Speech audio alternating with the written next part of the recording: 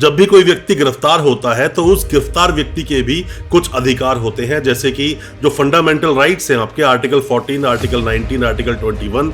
तो क्या पुलिस ऐसे आपको मार सकती है? अगर आपको पकड़ लिया, पुलिस ले गई पुलिस स्टेशन में ले जाकर मारना, पीटना होना, गालियां देना, ऐसी कई सारी चीजें होती हैं। अगर ऐसा आपके साथ होता है, अब आपके परिवार को क्या करना चाहिए? सबसे पहले किसी भी ऐसे जानकार से जाकर मिले जो कानून के बारे में नॉलेज रखता है या जानता है चीजों को, या फिर आपके अगर वकील साहब कोई है। दोस्तों, अपने देश के कानून में, अपने देश का संविधान जो इंडियन कॉन्स्टिट्यूशन आपको इतने सारे फंडामेंटल राइट्स देता है, उन फंडामेंटल राइट्स का हमेशा पालन किया जाना चाहिए।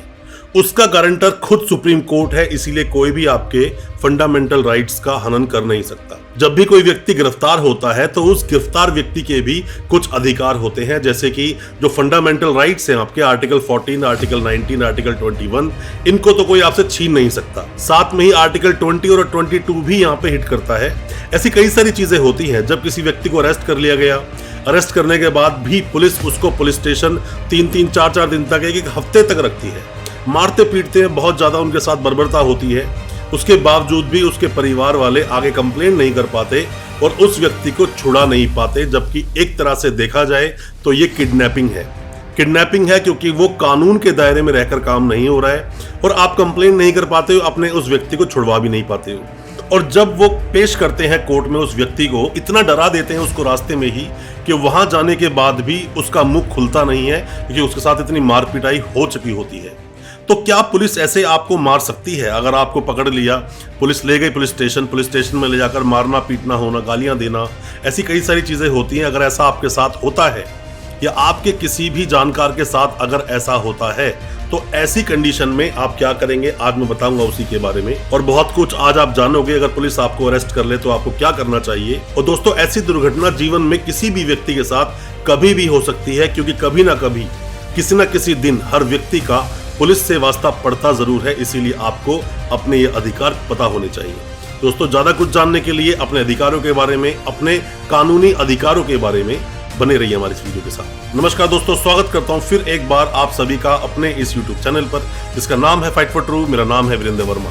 जैसा आप सभी जानते हैं, हम इसी तरह की लीगल अवेयरनेस की वीडियोस आपके लेकर आते हैं और आपको बनाते हैं कानूनी जानकार।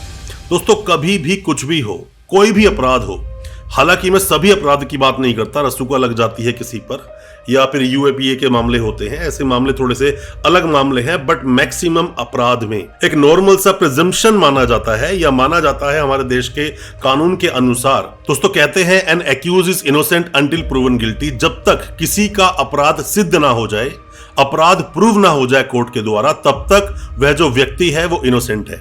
अगर वो इनोसेंट है तो उसे इस तरह से देखा नहीं जा सकता कि वो अपराधी है।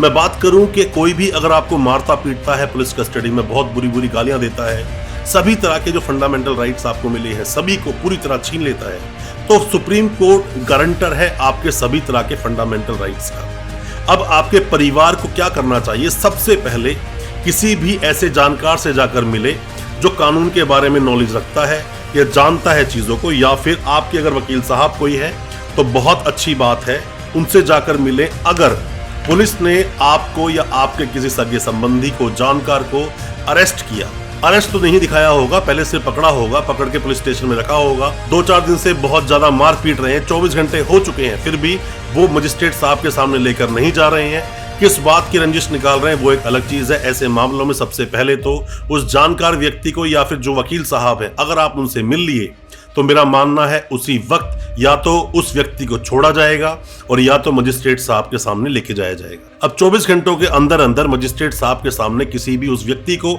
लेके जाना अनिवार्य है जिसको अरेस्ट किया। और अगर 24 घंटों के अंदर पुलिस मजिस्ट्रेट साहब के सामने उस व्यक्ति को लेकर नहीं जाती है तो रॉन्गफुल कन्फाइनमेंट का मामला बन जाता है। पुलिस ने मारपिटाई की आपके साथ, 24 घंटों के बाद आपको पेश किया गया मजिस्ट्रेट साहब के सामने, तो आपको बिल्कुल बोल देना चाहिए कि मेरे साथ इन्होंने बहुत मारपीट की है और मारपीट कर रहे हैं चीजें उगलवाने के लिए, कि पुलिस ऐसा कर नहीं सकती और आपने अगर ऐसा कर दिया तो वो पुलिस वाले सस्पेंड हो जाएंगे। आपको कोई भी किसी भी तरह की चोट लगी है वो चोटों को दिखाइए और बोलिए मजिस्ट्रेट साहब को। अगर आप में वो जिगरा नहीं और आप नहीं बोल सकते तो अपने वकील साहब को बोलिए उस बात के लिए। आपके वकील साहब सही तरीके से बोलेंगे मजिस्ट्रेट साहब के सामने, थाना भी बदलेगा और आपकी इन्वेस्टिगेशन जो आगे चलनी थी वो भी रुकेगी। अगर होगी तो बिल्कुल फेयर इन्वेस्टिगेशन की जाएगी, मारपीट वहीं बंद हो जाएगी। बस ये इसलिए होता है क्योंकि आपको अपने अधिकार पता नहीं, और अधिकार पता भी है तो आप उनका फायदा लेते नहीं। होता क्या है कि आप क्या करेंगे कि मान लीजिए अगर आपको ही कोई एक्शन लेना है, आपने किसी जानकार को पुलिस स्टेशन में रखा है, सबसे पहले तो आप जाकर खुद उनके एसएचओ से मिलिए। हालांकि वो मदद करेंगे नहीं क्योंकि खुद ही उनके पुलिस स्टेशन में ऐसा हो रहा है। अगर ऐसा होता है तो जो एसएचओ से सीनियर अधिकारी हैं जाके उनसे मिलिए। वहां से बिना बात बने विजिलेंस एक डिपार्टमेंट होता है लगभग सभी जगह, विजिलेंस के पास जाइए। विजिलेंस हमेशा काम करती है पुलिस के अगेंस्ट। जो कंप्लेंट्स होती है विजिलेंस को, उन्हीं की कंप्लेंट जाती है पुलिस वालों की। आम आदमी ऊपर काम करने के लिए विजिलेंस नहीं होती है। विजिलेंस में कंप्लेंट करेंगे 100% उस चीज का सॉल्यूशन निकलेगा, और 100% वो जो व्यक्ति जिसको पकड़ा हुआ है, मार पीट रहे हैं, उसी वक्त उसको छोड़ा भी जाएगा। कंप्लेंट कीजिए आप ऐसे पुलिस वालों की अगर ऐसा होता है, क्योंकि आए दिन देखने को मिलता है। हमने बहुत सारी वीडियोस बनाई भी हैं पुलिस की बर्बरता के ऊपर, आप वो वीडियोस भी आप जाकर देख सकते हैं। आपका सिर्फ वकील ही है, आपका एक अकेला सहारा, अकेला जो आपकी मदद कर सकता है, इन चीजों से निकाल सकता है। कोई भी परेशानी होती है कभी भी आपके घर में अगर कोई वकील साहब है, बहुत अच्छी बात है, नहीं है कोई जानकार देखिए, जानकार नहीं है किसी वकील को हायर कीजिए। पर आप अगर ऐसा करते हैं तो अपने सगे संबंधी जानकार को बचा सकते हैं इन सब चीजों से। अब मान लीजिए इन सब के करने से भी कुछ नहीं आपका सॉल्यूशन निकलता है, फिर भी मारपीट हो रही है, तो अपने वकील साहब को आप जब बोलेंगे तो वकील साहब एक हैबियस कॉर्पस की एक रिट लगाएंगे। रिट लगती है हाई कोर्ट में या वो सुप्रीम कोर्ट जाए, वो उनकी मर्जी है, डिपेंड करता है। अगर फिर भी अगर ये पुलिस वाले बाज नहीं आते हैं, फिर भी मारपीट चलती रहती है, तो आप अपने वकील साहब को जैसे ही बोलेंगे तो हैबियस कॉर्पस की एक रिट लगाई जाएगी। जो रिट हाई कोर्ट में लगती है, हाई कोर्ट में लगने के बाद में वहां से रिट एक इशू होती है कि इस व्यक्ति को अभी के अभी पुलिस वाले ढूंढ कर निकाले कहां पर है ये, और जल्द से जल्द ढूंढ निकाले, या वो जिंदा हो या वो मुर्दा हो, वो सामने चाहिए, शरीर चाहिए। जब रिट पास होती है तो दोस्तों मैं आपको बता दूं, पुलिस वाला तभी तक पुलिस वाला है जब तक उसके शरीर पर वर्दी है। अगर सस्पेंड करवा दिया, बर्खास्त करवा दिया, तो उसकी वैल्यू कुछ रह नहीं जाती, उसकी पावर छिन जाती है।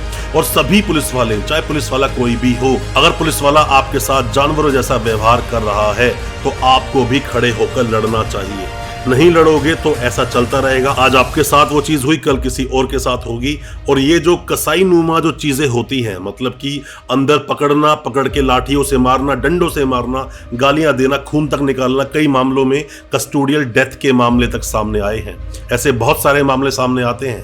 हालांकि जिन मामलों में पुलिस को अरेस्ट भी नहीं करना चाहिए, उन मामलों में भी पुलिस बंदे को पकड़ लेती है, डराती धमकाती है, मारती पीटती है, सुबह तक पैसे की वसूली के बाद उसको छोड़ दिया जाता है।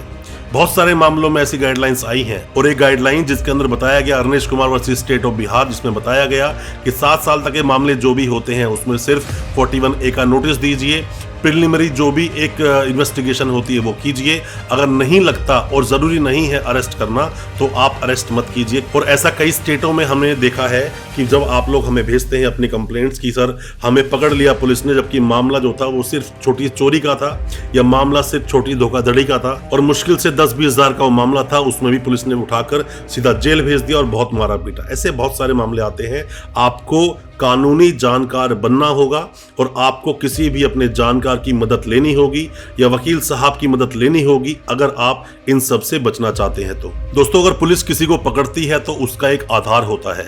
निराधार पुलिस की अरेस्टिंग इल्लीगल है। अगर आधार नहीं है, पुलिस ने आपको अरेस्ट कर लिया तो वो एक इल्लीगल एक्ट है। ऐसे एक्ट की आपको कंप्लेंट जरूर करनी चाहिए और आप कंप्लेंट करेंगे तो अपनी उस मारपीट से या जो भी आपके साथ अमानवीय व्यवहार हो सकता है उससे आप बिल्कुल बच सकते हैं। आपकी अरेस्टिंग के बाद आपकी फैमिली मेंबर्स को इन्फॉर्म करना, बताना कि कहां आपको रखा गया है, किस अपराध में आपको अरेस्ट किया है, किस अपराध में आपको पकड़ा हुआ है, कहां पर आपको रखा गया है, ये सब इंफॉर्मेशन देना आपके परिवार को एक मैंडेट प्रोविजन है। 24 घंटे में आपको लेकर जाना मजिस्ट्रेट साहब के सामने एक मैंडेट प्रोविजन है। इस प्रोविजन को फॉलो करना ही होगा पुलिस वालों को, और फॉलो अगर नहीं करते हैं तो उसके एवज में उनके अगेंस्ट एक्शन हो सकता है, बशर्ते कि उस एक्शन के लिए आपको भी एक एक्शन करना जरूर होगा।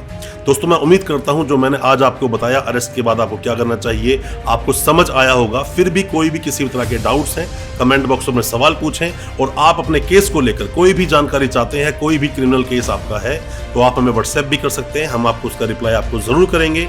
अच्छा लगा हो आज का वीडियो हमारी वीडियो को ज्यादा से ज्यादा अपने दोस्तों, परिजन, परिवार में शेयर करें ताकि वो भी अपने आप को कानून जानकार बना सकें। बहुत बहुत शुक्रिया, धन्यवाद हमारी इस वीडियो के साथ बने रहने के लिए।